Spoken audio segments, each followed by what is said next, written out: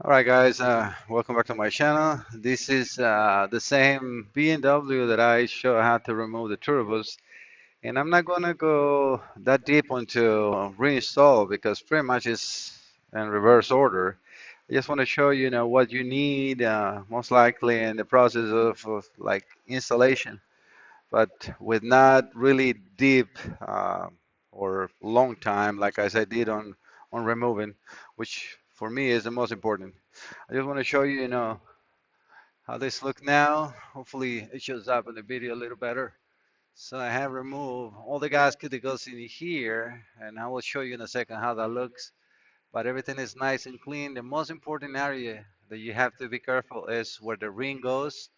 And I just always clean the surface, make sure the exhaust, or in this case the turbos, seat correctly. I still have the old hoses of like at least part of the hoses on the coolant here that I need to remove because I wasn't sure if he was going to get more or not, and he did. So let me show you what I have. Everything again, OEM. So these are some of the hoses. Everything. This is still in the packaging. These are the gaskets for the exhaust part. The clamps for the turbo. He got both of them new, which is awesome because one of them broke and it's better. So these are the two clamps. I have some of the shielding bolts in here. These are the two return lines from the oil lines. One is out of the bag and the other one is still in the packaging. So that's the part number in there. Then we have another cooling hose, and that will be the part number. Everything was ordered by him with the V number from the dealer. These are more hoses and another one for the oil. I did also notice that I have the gaskets for the two oil return lines right here. And these are the gaskets for the turbo and the exhaust part. And the gasket did resand it again. And now I have all the nuts that you need to replace, or rings that we need, just in case. Like right now, I got all the hoses and they all should come with the rings and everything, but they always send the number of ones are super cheap. And it's always good to have extra just in case when you install, you see there is, like broken or something. And this is the hose that goes from the thermostat to the water pump. It's always good to replace. I recommend him to replace the water pump and thermostat, and so far I don't think he's going to do it, but it's his sole decision. All right, so I'm going to proceed with the installation, and I will show you how that goes. I want to show you some of the directions. This is Identifix, and for those who knows me, then you know that I always use this the most. So I just looking for the torque specs, which is, for the turbo. So they're right here, and I gotta look for 1165 1AZ, and the 1AC is the first one, and it says this. It is 20 Newton meters, which I already torque the first turbo. I still haven't finished with the hoses and so, but that's how that looks. I already connect the wastegate hose right in the back, and still haven't connect this coolant hose. I put the center bolts on the oil fed, and that is, let's see, it's a T45. I have to be careful. Don't forget to put the gasket here. I'm going to install that right away. And the shield, uh, this one, it goes in, so you don't need to fight with that. It's just bent a little bit here. Let me focus on that. You just bend what I was saying. You bend here to pass this section in here, and then the shield will go in very easy. hopefully in the right position. Yeah. So let me just proceed with that, and I'm gonna give you just a little bit of the updates, and also the gaskets in here. You will install those on the turbos.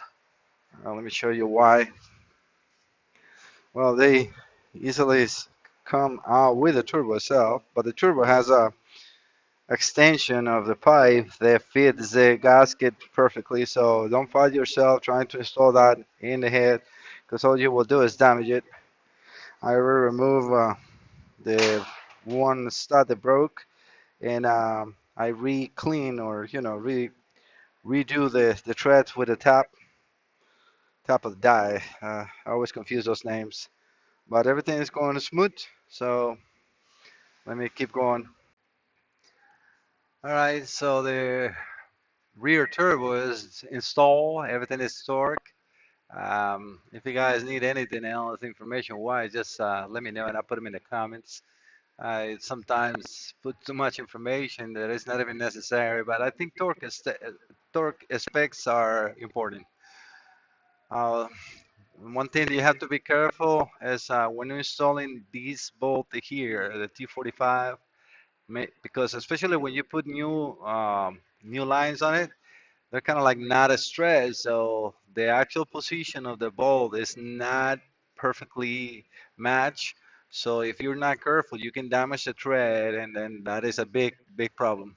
So try to play with it. What I would recommend you to do is kind of like install the line on the turbo, and with the turbo off the upper section, you put this bolt and then install the turbo. It's going to be a little bit of a fighting because remember you got the intake on this side, so you can fit them into the intake, and then don't hook it at the top, and then put this hose on it. The same thing with this bottom hose or line, which is the just the return line. Install first the ones that are attached to the turbo, and then the one that goes on the engine. It's easier that way. As far as the coolant lines, they're really easy. You got a rubber hose in between, so those are not a problem. Okay. And I'm going to proceed now to install the one in the front. I also clean this water outlet here. It has a lot of mark from the rust that aluminum gets, but that's not a problem. I also, or usually, clean that, put the new ring, and I put a light coat of gray silicone just to help out, because I mean we are not working with a brand new engine, so again, just to be extra caution on that. All the bolts that I have from the shields are new, and that's the only thing that I get new. Um, well, not really. The exhaust nuts are new too. And this is leaking a little bit of coolant from here. All right, guys. All right, guys. This is looking better and better. Everything so far so good. So I got the both turbos in, all the lines in, and everything is nice and tight. Now I'm going to put again the center pipe for the coolant, and then the intake and the obviously the catalytic converters. One note in here, when you're installing this turbo on this line, you have to put first on the engine and then on the top. For the oil feed, which is on top of the turbo, you're not going to be able to see now. You leave that one out and attach to here first. So when you install the turbo, before you attach to anything, you push that hose in. You can put the bolt after, but make sure that you got the hose in. In order to get the intake in on this side, you need to loose up the wastegate valve, at least so you have enough room to get the intake in. Um, the coolant hoses are pretty easy, no problem. Before you put these shield, make sure that you get the bottom coolant hose in, and everything is good. So, all right. All right, guys. I got now even the motor mount installed. Just to tell you which is the right sequence, so you don't have to take parts out again because you cannot install the next one. So obviously you install the turbos as I mentioned before on this video. Then you have to install the intake pipe, which goes from, the intercooler. It goes from each turbo with these clamps right here, and then down into the intercooler itself, right? So as soon as you got that one on and tight, you can install the water outlet, which is this one. And I haven't installed these hoses in here because my next step will be to install the water pump and the catalytic converters. But everything is going well. Just, that's the only things that you have to be careful sequence wise, so you don't have to remove things that you already installed. Make sure that you put the vacuum lines onto the um, wastegate valves, and you're good to go. So I already also said the gaskets that goes in between the turbo and the catalytic converters, and they're easy to do. So all right, let me proceed. I got more updates in here. I got both of the cats installed. I have both of the O tools installed and the downstream connected. Uh, Down here on the downstreams, you don't have to be careful because that cannot be switched. As far as the connections, right? You can switch it if you move it or take it off as I did on the top. You will notice that you have a gray wire and a black wire. So just follow. If you like I did, I just removed the upper one. So if you follow the cat, like this one has the black one down or the black one inside, you just make sure that when you see the other one, like this one, is the black wire. So, and if I follow the other one, obviously, this is the gray that goes over to here, and then going up, that's the gray. Okay, so I know that is fine. I can also go back into my own video and check that out if I don't have to, or I don't want to check for wire colors and so on, but it's not necessary. What else? I don't remember what I left the last time, but I think that's it. This is the new ball that I'm installing here. The rest I just put new nuts and obviously new gaskets in here. I'm going to put this hose and the clamps and now the water pump and the thermostat. I did have, or he sent a thermostat. Let me take it off of the box. So that's the old one right there. And this is the new one, but water pump is going to be the same one. So hopefully it's not going to give him headaches.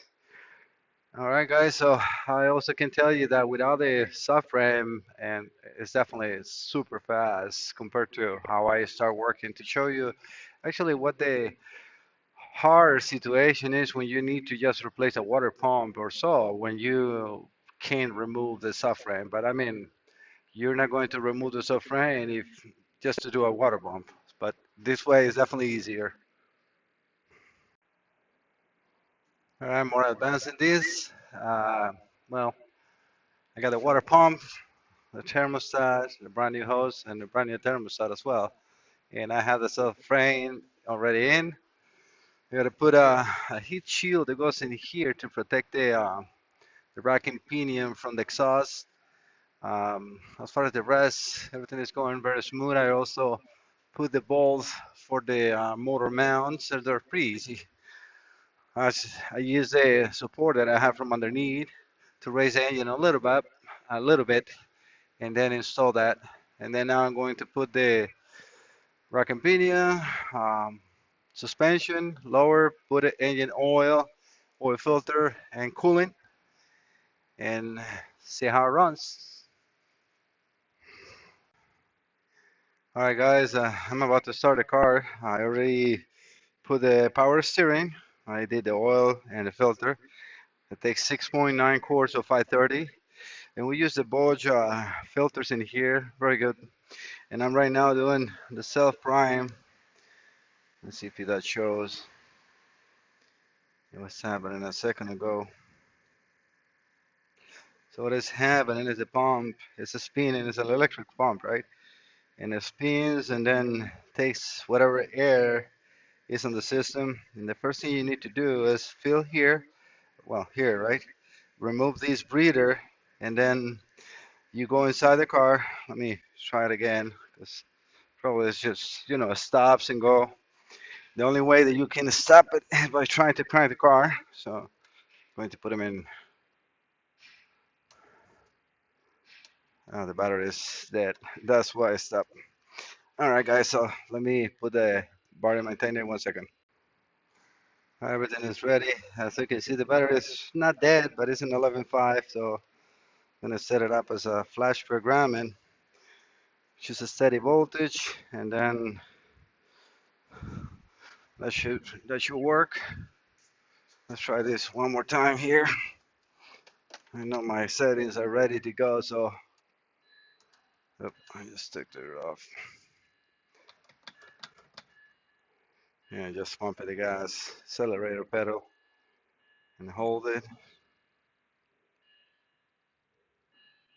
Let's try now.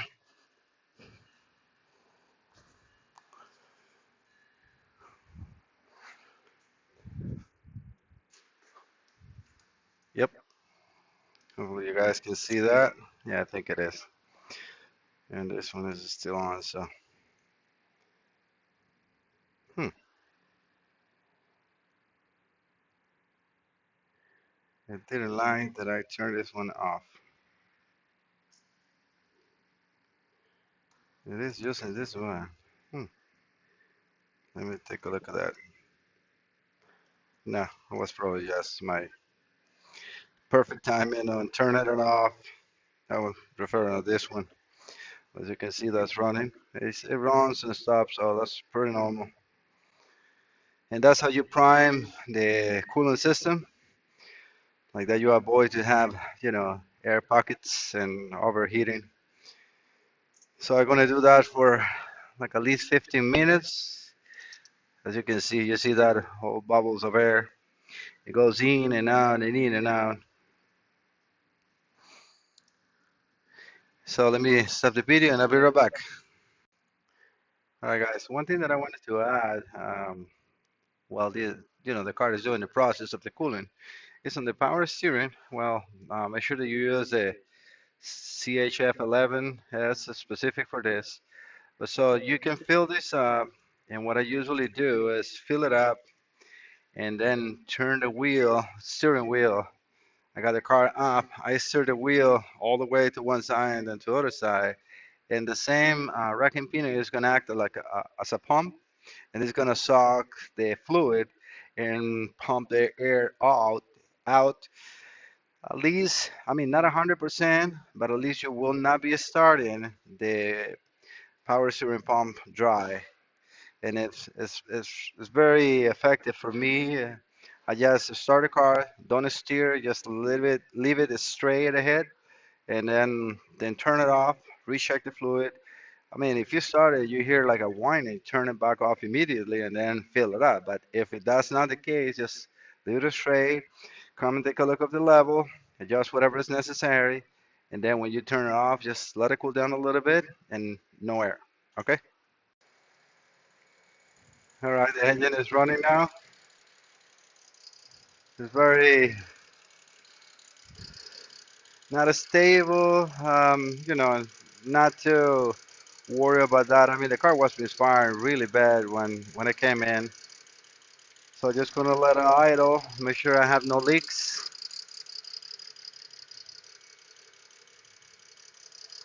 You guys can see at least the belt. There's spinning. Let's check the power steering fluid level. As you can see, this is perfectly level wise. So I'm just gonna leave it the way it is. And I'm just gonna let the engine idle. Make sure again that I have no leaks or nothing like that. Let her, try to adjust because this is being off for, I don't know, 4 days, 4 or 5 days. Otherwise, thanks a lot, guys, and thanks for watching, and don't forget to subscribe.